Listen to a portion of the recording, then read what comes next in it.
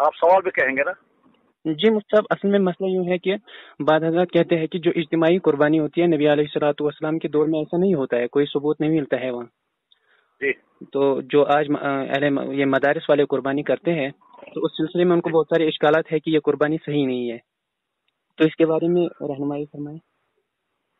پہلی بات یہ ہے کہ اس قربانی کو اجتماعی قربانی کہنا ہی غلط ہے. جی. یہ اجتماعی قربانی نہیں ہے. جی. اجتماعی قربانی تو تب ہوگی جب بہت سارے لوگ ایک جگہ جمع ہو جائیں اور جمع ہو کر کے پھر سب کے سارے مل کر قربانی کریں، اس کو کہیں گے اجتماعی قربانی. جی. یہ ایک ادارہ ہے جو بہت سارے لوگوں کی طرف سے قربانی کرتا ہے. جی. اس کو کہتے ہیں وکالتاً قربانی. جی. تو کیا وکالتاً قربانی درست ہے یا نہیں؟ جی. جواب یہ ہے کہ یقیناً درست ہے. جی. یقیناً درست ہے، اس میں کوئی شک نہیں ہے. جی. اچھا، وکالتاً قربانی تو خود اللہ کے نبی علیہ الصلوۃ والسلام کی موجودگی میں حضرت علی رضی اللہ تعالیٰ نے حضور کی طرف سے قربانی کی تھی. اللہ کے نبی علیہ السلام نے اپنے ازواج مطہرہ کی طرف سے قربانی کی تھی، وہ وکالتاً قربانی تھی. یعنی قربانی ایک کرے دوسری کی طرف سے. جی. عورتوں کی طرف سے تو ہمیشہ وکالتی قربانی ہوتی ہے. عورت کہاں خود اپنے ہاتھ سے ذبح کرتی ہے؟ جی. عورت تو جب بھی کھڑی رہے گی زیادہ سے زیادہ کھڑی رہے گی، اور اکثر تو وہ بھی نہیں ہوتا ہے. تو عورتوں کی طرف سے تو ہمیشہ وکالتی ہی قربانی ہوتی ہے. جی. اسی طرح سے وہ تمام لوگ جو ایسے مقامات پر ہیں، ایسی جگہوں پر جہاں وہ قربانی خود نہیں کر سکتے ہیں. یہاں کشمیر کے ہزاروں نوجوان، ہزاروں آدمی یورپ کے ملکوں میں بستے ہیں، وہ وہاں قربانی نہیں کر پاتے، اور وہ یہاں اپنے گھر والوں سے کہتے ہیں ہماری طرف سے وہیں قربانی کرنا. تو وکالتاً قربانی ہے. ایک قربانی کا انتظام کرتا ہے، اور اس لیے کرتا ہے کہ دوسرا آدمی نہ جانور خرید پاتا ہے نہ اس کو ذبح کرا پاتا ہے. یہاں سری نگر کے اندر بہت سارے گھروں کے اندر 2 میاں بیوی بوڑھے ہیں. جی. وہ 2 بیچارے میاں بیوی بوڑھے ہیں، وہ کہتے ہیں ہم اپنے لیے جانور ذبح نہیں کر سکتے، اپنے بیٹے جو یورپ میں رہتے ہیں ان کی طرف سے کون ذبح کرے گا؟ اب ان بیچاروں کی یا تو قربانی ان کو چھوڑ دینی ہے، یا ان کی طرف سے کوئی ادارہ کھڑا ہوتا ہے، وہ کہتا ہے بھائی ہم قربانی کریں گے، آپ چاہیں ہم سے کرائیں، پیسہ آپ دیں گے، ہم جانور خریدیں گے، ذبح کریں گے قربان اور تقسیم کر دیں گے. اور تقسیم کر دیں گے، گوشت میں تقسیم کرتے ہیں، چاہے خود ہی لے جاؤ. جی مطلب اس لیے ہرگز کوئی شک نہیں ہے. جو آدمی کہتا ہے یہ قربانیاں درست نہیں ہے، وہ غلط کہتا ہے، بغیر کسی دلیل کے کہتا ہے. اور یہ بس یہ ہے اپنے خیالات، نہ کہ شرعی فیصلہ. وہ اپنے خیالات ہیں، اپنے تصورات ہیں. قربانی نہیں ہوتی ہے، کیوں نہیں ہوتی ہے قربانی؟ حج کے اندر تو ساری قربانیاں وکالتیں نہیں ہوتی ہیں.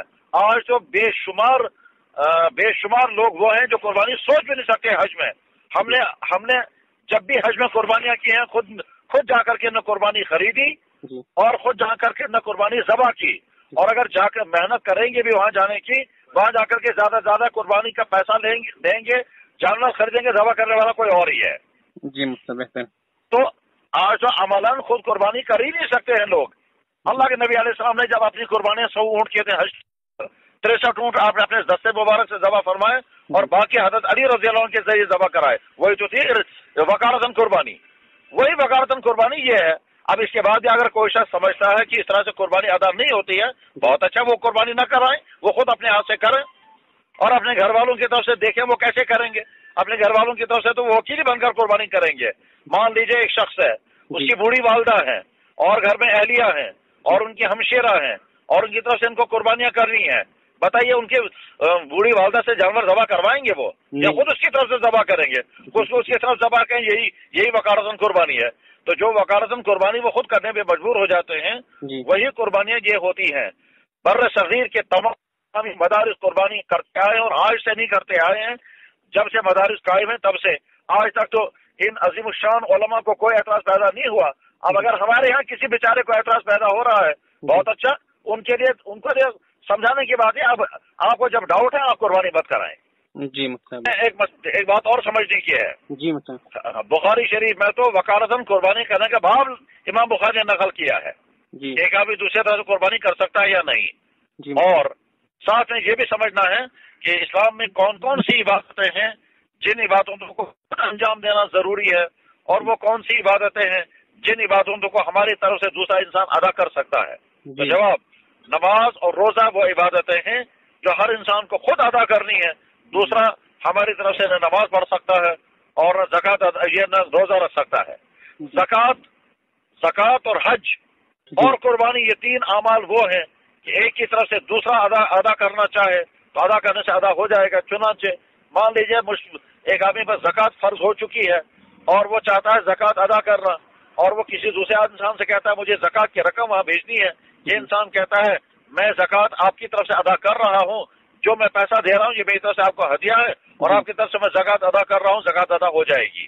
اسی طرح سے حج بدل میں ایک انسان دوسرے کی طرف سے حج کرتا ہے، حج ادا ہو جاتا ہے۔ اسی طرح سے یہ قربانی کا مسئلہ ہے کہ ایک انسان دوسرے کی طرف سے قربانی کا جانور خریدتا ہے، ذبح کرتا ہے، پیسہ اس سے لیتا ہے، بالکل درست ہے، کوئی اعتراض ہے ہی نہیں۔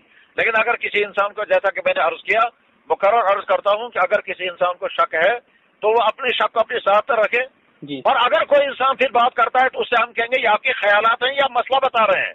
اگر خیالات ہیں تو وہ آپ کے خیالات، آپ کو مبارک، اور اگر مسئلہ ہے یہ تو کتاب میں بتاؤ کہاں ہے، کون سی کتاب میں ہے۔ اور جب تک وہ بتائے گا نہیں تب تک سمجھا جائے گا یہ کہ اس کے ذاتی خیالات ہیں، اور یہاں کشمیر میں بے شمار لوگوں کے ذاتی خیالات ہوتے ہیں، وہ سمجھتے ہیں دین یہ ہے، حالانکہ وہ دین نہیں ہوتا ہے۔ چنانچہ جو صاحب یہ کہہ رہے ہیں، مجھے نہیں معلوم ہے کون صاحب ہیں، جو صاحب یہ کہہ رہے ہیں یہ قربانی ادا نہیں ہوتی، ٹھیک ہے نا، یہ صرف اس کے ذاتی خیالات ہیں، اس کتاب میں کہیں نہیں مل سکتا یہ قربانی ادا نہیں ہوتی ہے۔ اور آپ ان کو پوچھ کر کے دیکھ لیں کہ جناب یہ آپ نے پڑھ کر کے بول رہے ہیں قربانی ادا نہیں ہوتی یا سوچ کر بول رہے ہیں۔ اگر وہ کہتا ہے میں سوچ کر بول رہا ہوں تو یہ ان کے خیالات ہوئے، اور اگر پڑھ کر کے بول رہے ہیں تو وہ کتاب بتائیں وہ کون سی کتاب ہے جس کتاب میں یہ ہوا ہے۔ جی پھر یہ مدارس والوں پر الزام لگا رہے ہیں، ایک قسم کا کہہ رہے ہیں ایک بزنس کر رہے ہیں۔ بہرحال الزام لگانے کا جواب کون دے سکتا ہے؟ الزام کا فیصلہ تو اللہ کیا ہوگا، اللہ کیا ہوگا، ان سے پوچھا جائے گا تم نے الزام لگایا تھا، مدرسے والوں سے پوچھا جائے گا، صفائیاں دے دو۔ جی صحیح ہے۔ جی جزاک اللہ خیر۔